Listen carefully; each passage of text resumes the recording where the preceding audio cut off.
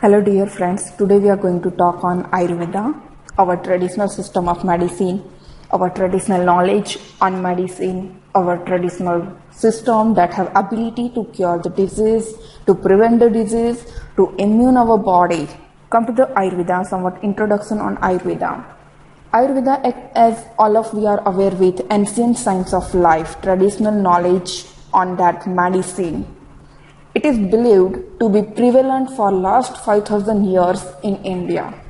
It is one of the most noted system of medicine in the world. First of all, we are going to understand the word Ayurveda. What is this mean Ayurveda? This Ayurveda, that is the Sanskrit word. It mainly composed of two words, that is Ayur and Veda. Ayur means life and Veda that represent science or knowledge. So, the Ayurveda is nothing but the science of life or knowledge of way of living life to be healthy, wealthy and wise. Here you can observe the peak of that Charaka, that making medicine, and our great Rishi Sushruta, the father of our surgery. Come to the next slide, that representing somewhat history on this Ayurveda. The first in the history of Ayurveda, that is the book Charaka Samhita, the oldest text of Ayurveda that edited from the Agnivesh Samhita by the Rishi Charaka, that was the physician of Kanishka. The next is Sushruta Samhita, that is also the compilation of surgery, the method of surgery, etc. That was given by the great Rishi Sushruta, the father of our surgical medicine. In this Ayurveda, mainly Ayurveda composed of the lot of number of plant-based medicines. Ayurveda also represents the knowledge on the anatomy and physiology of the body, and also the principles of treatment of different diseases, even the prevention and the cure of different diseases. Come to the somewhat more in this history of Ayurveda. The next is the founder of medicine in Ayurveda, that is Agnivesh Rishi, the disciple of our great sage Atriya. The next is Nagarjuna. He had given the applications of chemistry, metallurgy, alchemy to medicine. He was the great philosopher, physician and alchemist. He had written Rasa Ratnakar, Rasa Kachaputa and Yoga Sataka. So these are the different contributions of our great Rishi to our Ayurveda. Here the one picture you are observing, that is Lord of our Ayurveda, Lord Dhanvantari. In earlier slide, so here you can observe the peak of our great Rishi Sushruta that performing surgery. In this slide we are going to see the basic concept of Ayurveda. What Ayurveda believe, or as per Ayurveda, what is the healthy condition, what is the unhealthy condition, what are the different energy that have ability to run the body and to keep our body in healthy condition.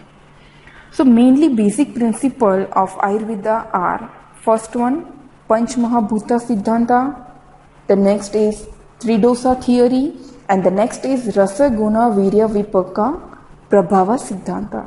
Come to the first Siddhanta in Ayurveda, that is Panch Mahabhuta Siddhanta. Some of you might be aware with this Panch Mahabhuta Siddhanta.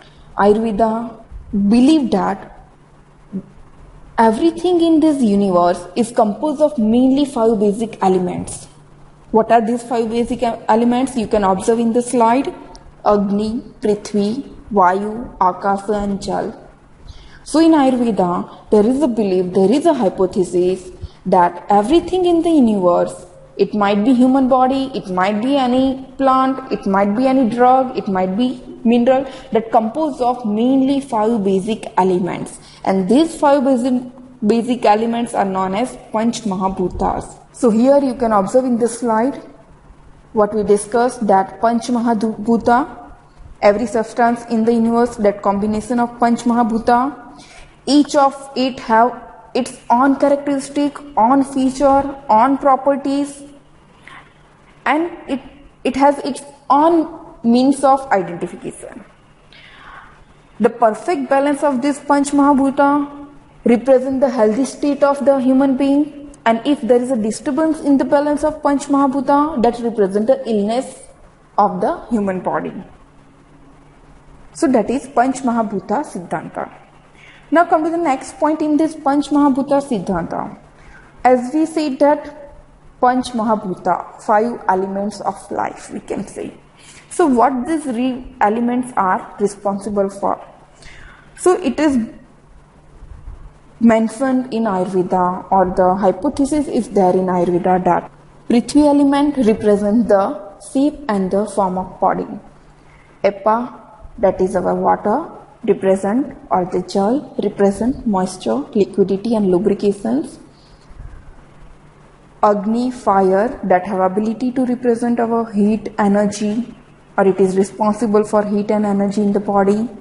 Vayu, that is mainly prana, vital force that controlling our respirations. Akasa, that is representing vacuoles, pores, that is responsible for transportation of nutritional elements. Now come to the next theory or the concept in Ayurveda, that is Tridosa theory, the basic dosas, Vata, Pitta, Kapha.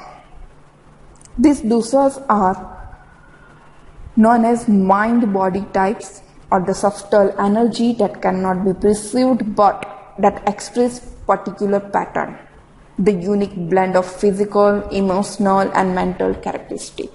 As we said the earlier Panch Mahabhuta Siddhanta, in that each and everything in the universe made up of 5 elements. These 5 elements are represent in our body, in human body. They exist in human body in combined form, and that combined form represent these 3 dosa, that is Vata, Pitta, Kapha. So here you can see the Panch Mahabhuta one side, and another side the biological application of Panch Mahabhuta, or biological representation of Panch Mahabhuta, or in which form they are present in our body. So in that, the first one, Vata dosa, that is mainly representing emotional energy, kinetic energy, and that mainly formed from, made up of Akasa and Vayu. Akasa and Vayu combine together and form Vata dosa. The Pitta, it represents the chemical energy, chemical activity. The next is Kapha. Kapha, that is representing solid substratum. It mainly made up from the 2 elements, Jala and Prithvi. So in Ayurveda, there is a belief that if these 3 dosa are in balanced condition, they are in equilibrium, then the body, human being will be healthy. And if there is a disequilibrium of 3 dosas, then there will be the diseased condition. So what this Vata represent? As we say, that is mainly the formed from the combination of Vayu and Akasa.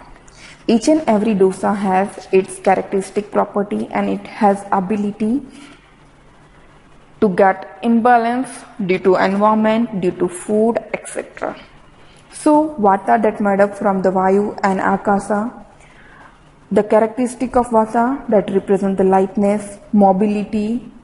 The balanced Vata bring about by respiration, and imbalance is by cold weather and Vata quality diet. The next is Pitta. Mainly the characteristic of Pitta, that is hot, bright and acidic. Balanced Pitta helps in digestion, energy production, and imbalanced Pitta, that is caused by hot, spicy food and mainly in summer season. Come to the next dosa, Kapha, that made up from Prithvi and Apa. The characteristic of Kapha is watery and heavy balanced Kapha, that mainly afford the lubrication of joints, stability of body, while imbalance is by weather, spring, heavy metal and by taking too much rest. So this Vata, Pitta and Kapha, three dosa theory that governing our body. These three dosa are present in harmony with each other in every human being. But in every human being, one of them is dominating, which in turn is called as the Prakriti of that person. Three dosa exist in human body in 7 form. That is called as Saptadhatu. These three dosa exist in human body in 7 form. That is known as Saptadhatu. That we will see later on which Saptadhatu. Come to the next Siddhanta, Rasa, Guna, Virya, Vipaka, Prabhava Siddhanta.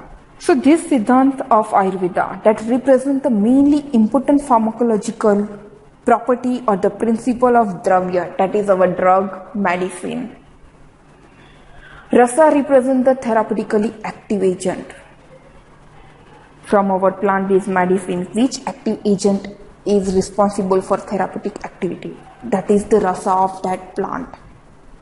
Guna represent the quality of the medicine or quality of our drug. Virya, that represent the main active principle by which potency is characterized.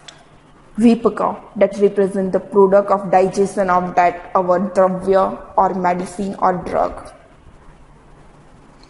Prabhava, that represent the actual therapeutic activity of the drug on human body after taking that into the body. So these all rasa, guna, virya, vipaka and prabhava siddhanta that represent the properties or the characteristic of drug, and by knowing that characteristic in Ayurveda, the drug are selected for the treatment of different type of disease. Thank you all. This is the small introduction on Ayurveda. In Ayurveda part 2, we will see the further on somewhat another Siddhanta and the treatment in Ayurveda. Thank you so much.